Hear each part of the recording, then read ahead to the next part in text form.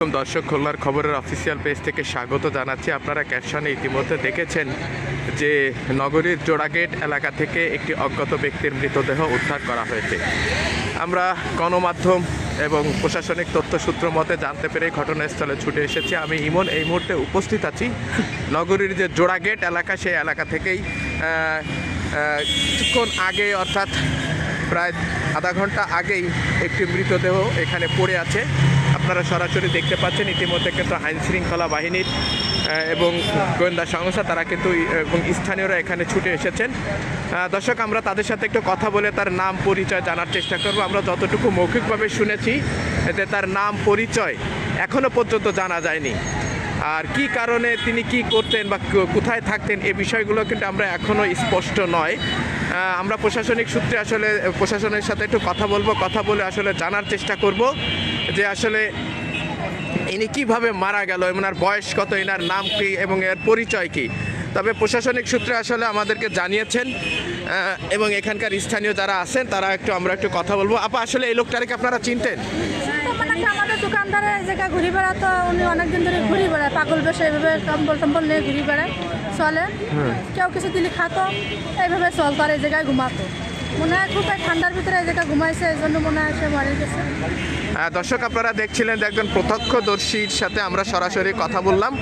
তিনি কিন্তু জানিয়েছেন যে তিনি আসলে ছিলেন একটু ভব ঘুরে এবং কম্বল গায়ে দিয়ে আসলে এলাকায় ঘুরে বেড়াতেন, বিভিন্ন দোকানে বিভিন্ন হোটেলে তিনি ঘুরে ঘুরে বেড়াতেন। যদি তাকে কেউ কিছু খেতে দিত তাহলে তিনি খেতেন এবং এখানে তিনি রাত্রি যাপন করতেন, এমনটাই তথ্য কিন্তু এখানকার স্থানীয় সূত্রে যারা আছেন, যারা এখানকার আশেপাশে দোকানদার যারা আছেন তারা কিন্তু এমনটাই তথ্য জানিয়েছেন আমাদেরকে। দর্শক, ইতিমধ্যে কিন্তু ঘটনাস্থলে খুলনা হালিশপুর থানার যারা কর্মকর্তা আছেন তারা কিন্তু ঘটনাস্থলে ছুটে এসেছেন এবং এই লাশের পরিচয় শনাক্ত করার জন্য ইতিমধ্যে কিন্তু তারা হালনাগাদের ব্যবস্থা করেছেন। তারা তথ্যসূত্র খুঁজে বের করার চেষ্টা করছেন যে তার আসলে তার পরিচয় পাওয়া যায় কিনা, তার কি নাম ছিল, কোথায় তিনি থাকতেন এবং তাকে আসলে কেউ চিনতেন কিনা সেই বিষয়গুলি জানার চেষ্টা করছেন।